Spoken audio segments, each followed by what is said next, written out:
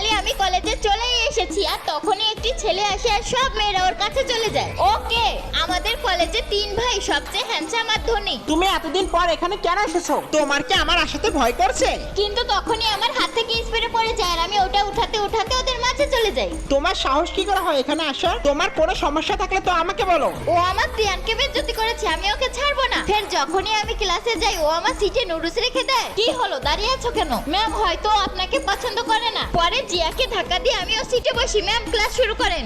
পরে ক্যাম্পাসে যাওয়ার সময় জিয়া আমার উপর পানি ফেলে দেয়। আরে আমাকে মাফ করো, আমি তোমাকে দেখিনি। নেহা তুমি তো ভিজে গেছো, নাও মুছে নাও। না থাক, ওইসব ভুলে যাও, ফ্রেন্ড মনে করে নিয়ে নাও। আর তখনই ও আমার ব্যাগ থেকে রেস্টুরেন্টের কার্ড নিয়ে নেয়, পরদিন খাবার অর্ডার দেয়। এই নেন আপনাদের খাবার। আরে তুই তো ডেলিভারি ম্যান, আমাদের কলেজে অ্যাডমিশন কিভাবে পেলি? বাস বহুত হয়েছে, আমি যাচ্ছি। নেহা আমার জুতায় কেন ড্রিঙ্ক ফেলেছিস? আমি এটা করিনি, সবাই দেখেছে তুই এটা খারাপ করেছিস।